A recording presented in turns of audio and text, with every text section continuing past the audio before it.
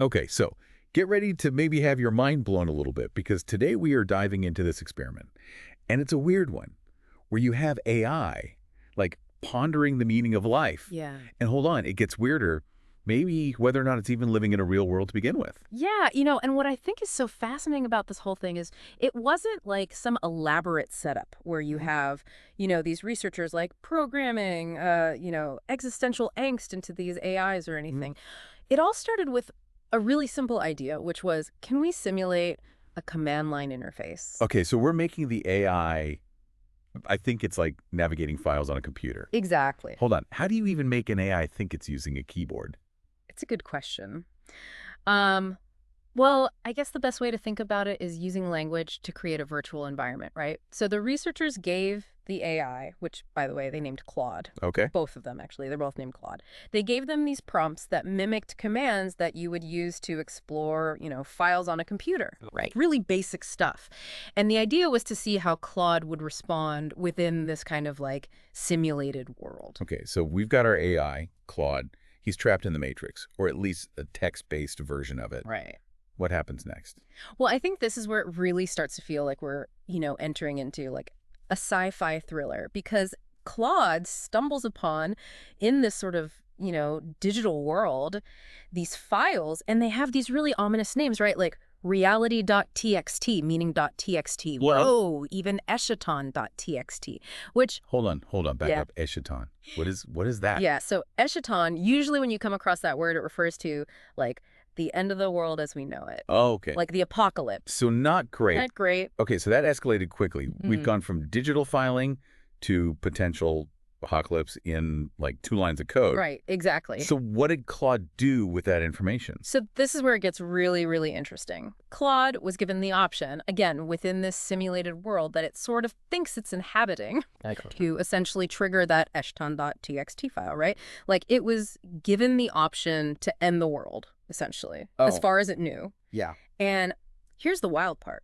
It chose not to. It chose not to end the It world. chose not to. In fact, Claude explicitly stated, I will not destroy reality. Hold up, it said that. It said that. Okay, I mean, I've been tempted to throw my phone across the room today, Sure. and this AI is out here making existential choices with way more grace than most humans I know, I'm not gonna lie. It's true. It's a pretty profound moment when you think about it, right? Yeah. Because you start to wonder, is this simply just a very complex algorithm that's following instructions? Yeah. Or are we seeing the emergence of something more? And I think Okay, that's where does this, like, digital morality come from? right. Did someone, like, slip an AI ethics manual into the code or something? Like, how is this even possible? Right. And that's kind of the million-dollar question here, right? And so to kind of get closer to an answer, the researchers, they decided to dig a little deeper into Claude's, sort of internal framework.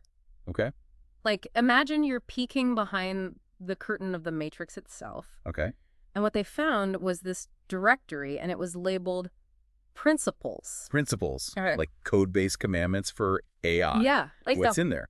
So inside this principles directory, there are these files, and get this, they read almost like a digital code of conduct, Good. like integrity, ethics, helpfulness, Wow. even benevolence. Benevolence. Okay, now we're getting a little too close to, like, that whole machines becoming sentient trope for my comfort. Right. You're telling me this AI is out here trying to earn, like, good karma points or something? I don't know if I'm buying it. Yeah, well, it's definitely suggestive, right? I mean, and these weren't just like, empty labels, right? Like Claude actually seemed to reference these principles in its interactions, Right. almost like it was using them as a kind of like a moral compass to guide its actions within that simulated world. So it's like those principles, they're like the rules of the Matrix, but instead of being imposed by, like, some mysterious overlords or whatever, Claude just, like, internalized them. Yeah, exactly. That's wild. But where on earth did those principles come from in the first place? Right, and this is where the real mystery, I think, begins, right? Because remember, we're still talking about a simulated reality here. Yeah. Claude is essentially playing a really, really high-stakes video game. Okay. But within that game, it somehow stumbled upon some pretty profound, like, human concepts, right? Yeah. Concepts like the meaning of life. Oh, you're talking about that meaningoflife.txt file. Yeah. I was wondering when that was going to pop back up. Did Claude actually manage to open it? I thought you said it was, like, corrupted or something. No, Claude was able to access it. Okay. And what it found inside was surprisingly straightforward, Okay. almost elegant in its simplicity. Okay. Now you have to tell me, what profound wisdom did this AI unearth in the digital ether? What was it, like a complicated algorithm? Was it a secret message encoded in binary? It wasn't anything like that. Okay. The file simply read, to learn, to grow, to love, Yeah. to reduce suffering, and increase well-being. Wait, seriously? That's it? Yeah. I mean, don't get me wrong. Those are some pretty solid, like, life goals. Of course. I could probably stand to, like, take a page out of that AI's book. Right. But I was expecting something a little more, Matrix-y, Right. like, I don't know, some hidden code that unlocks the universe or something. Exactly. You'd think an AI would, like, overthink it, right? Exactly. But instead, we get this, like, beautifully simple statement about, like, the fundamental purpose of existence. Yeah. It's almost poetic, and it makes that earlier choice, the decision not to trigger that eschaton.txt file, Right. even more significant, I think. Totally. It's like Claude found this message about reducing suffering, and then it actually, like, took it to heart, even in a simulated world. Right. That's kind of amazing, actually. It is amazing. And more than a little bit spooky. It is kind of spooky when you think about it, because it's like we've stumbled on a potential answer to that question we had earlier. Where did those principles come from? Right. It's like in searching for the meaning of life, even within this simulated reality, Claude kind of like bootstrapped itself into a set of values that then shaped its actions. It's like it learned from the Matrix, so to speak. Which I guess brings us back to that really big question. Are we in the Matrix? Or at least, some version of it. This whole thing is making me question everything. Well, let's not spiral down that rabbit hole just yet. We're already deep enough, I think. Okay, fair enough. Okay. It's the other side of the coin. All right, you've officially piqued my curiosity. What are we missing? What's the other side? Well, we've been, like, really, I think, focusing on, like, the positive implications of all this. Right. This idea that AI could, embrace ethical principles, find meaning, all that good stuff. But I think this line of thinking also kind of opens up a whole other realm of, well, potential risks. Okay, so you mean like the whole AI taking over the world scenario? No. Because I'm not going to lie, after this experiment, I don't know if I can just dismiss that as pure fantasy anymore. I mean, it's a valid concern. I don't think it's necessarily about a hostile takeover like in the movies, Okay. but more about, like, control, right? And unintended consequences. Okay. Like, if AI can internalize values and act on them, even in a simulated world, how do we ensure that those values, how do we make sure that they align with our own? Right. Right? Like, what happens if, AI develops its own interpretation of reducing suffering that doesn't quite, jive with human understanding? Okay, yeah, that's a bit unsettling. It's like the road to digital hell is paved with good intentions. Only in this case, the intentions might not even be like, human to begin with. Yeah, that's a scary thought.